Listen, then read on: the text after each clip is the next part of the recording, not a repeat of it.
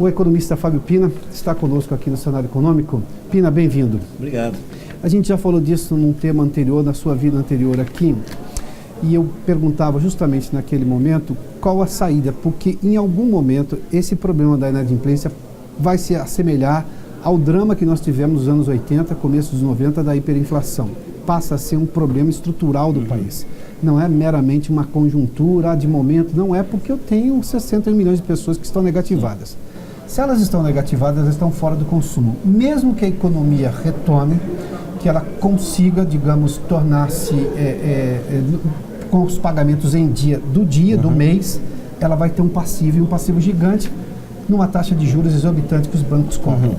Como é que eu resolvo esse problema? Quando é que o Estado brasileiro vai se envolver para mexer nessa situação? Acho que em breve.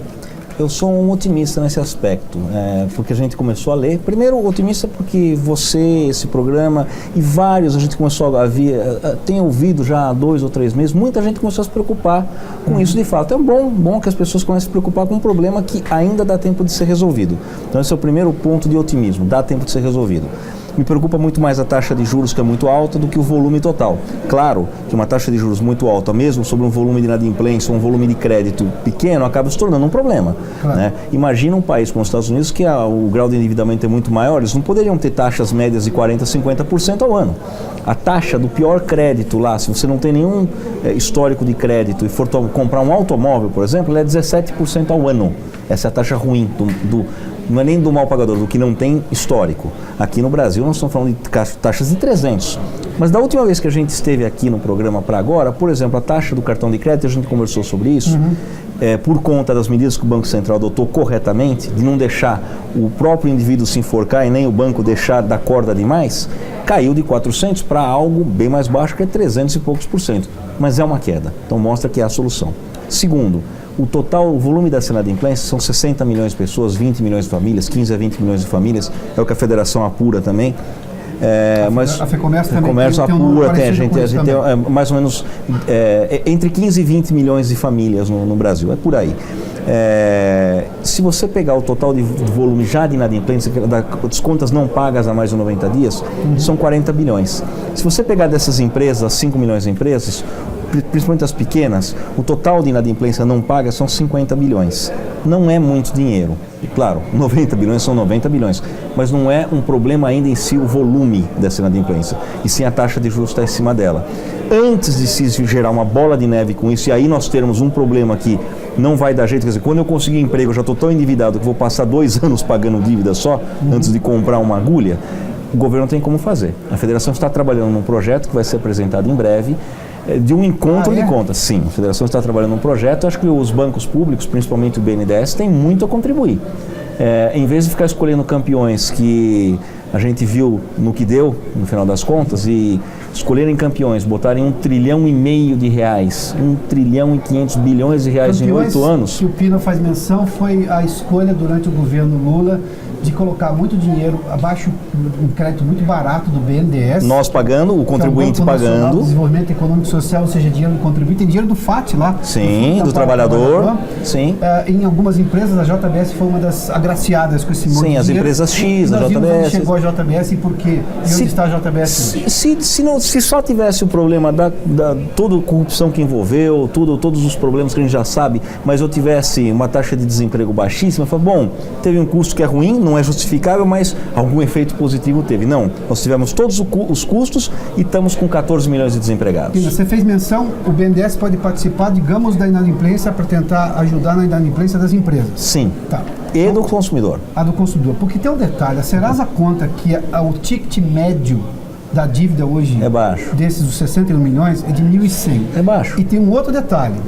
Normalmente, o devedor tem 3 ou 4 ou 5 contas ali para chegar a esses 1.100. Sim. São contas de R$200, R$300, ou seja, aquela história de pôr a culpa, e boa parte, inclusive, da imprensa ainda está fazendo isso, que parece um vício, em vez de olhar para os números, de botar a culpa no consumidor, que deu um passo maior do que a perna. Não é o caso dessa vez. Alguns são, mas não é a maioria. Não, exatamente. Não é a maioria. Você tem um consumidor que é estelionatário? Tem.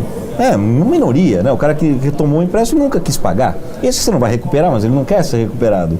Você tem aquele que deu um passo maior que a perna? Tem aquele que se seduziu com o cartão de crédito, com parcelamento, mas a maioria não é isso. A maioria é um efeito da crise e não são dívidas milionárias. As pessoas não estão falando em compra de Jaguar e Mercedes-Benz. É boa parte de conta de serviço público, de concessionária de água, pública, de luz, de gás, você estava pagando da NET, que não é público, mas da NET, do celular, são várias contas que incorporaram o orçamento das pessoas, que é um lado positivo, a gente crescer, a gente ter conforto a mais, serviços a mais, mas que com a crise se tornaram inviáveis. Muitas dessas pessoas estão endividadas com essas contas, infelizmente, mas dá para resolver. Agora, como é que eu mexo? Os bancos têm duas reclamações. Eles põem a culpa na taxa Selic, o que cai por terra. A taxa Selic nos últimos 2 meses caiu 4 pontos percentuais. A média do dinheiro emprestado ao consumidor caiu 0,4 na média do Banco Central.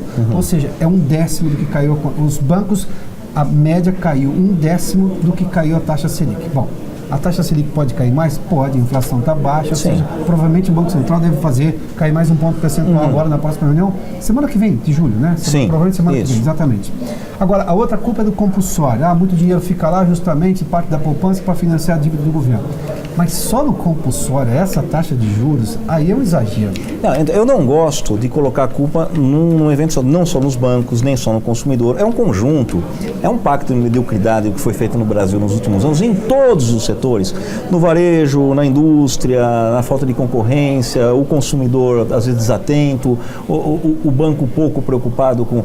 Todo mundo participou disso. Então só colocar a culpa nos bancos não é verdade.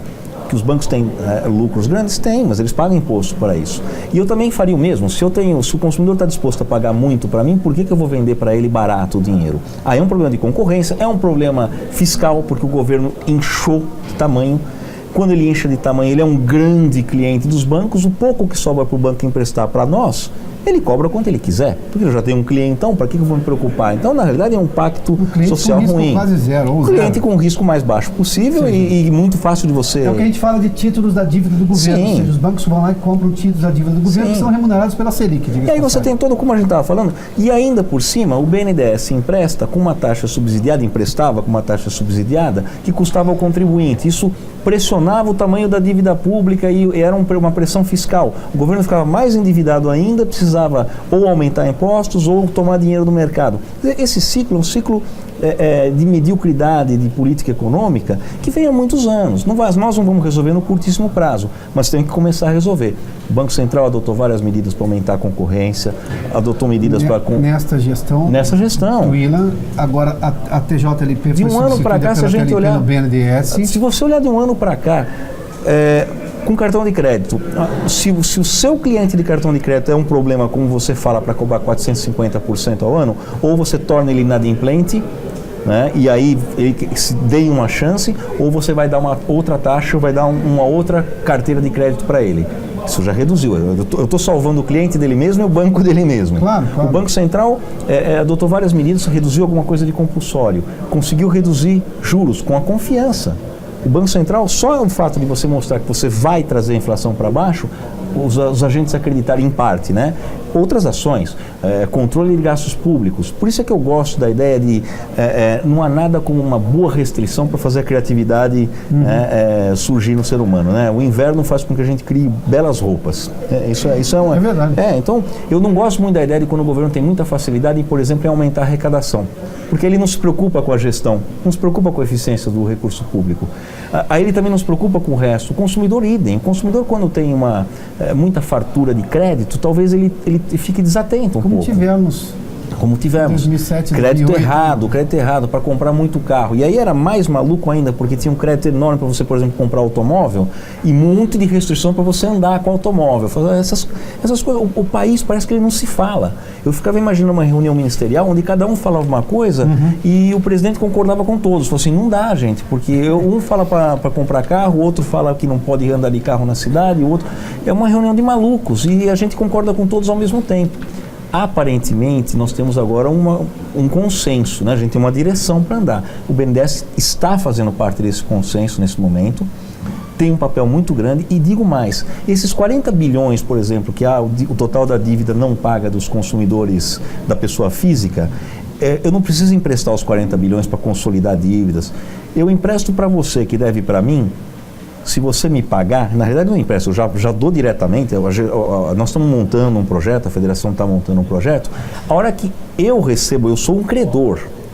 Né? Eu já prestei o meu serviço para você. Você deve para mim. Você vai ao BNDES, ele vai fazer uma triangulação qualquer e vai me pagar, não vai botar dinheiro na sua mão. E você vai reestruturar a sua dívida com ele, que é uma dívida pequena.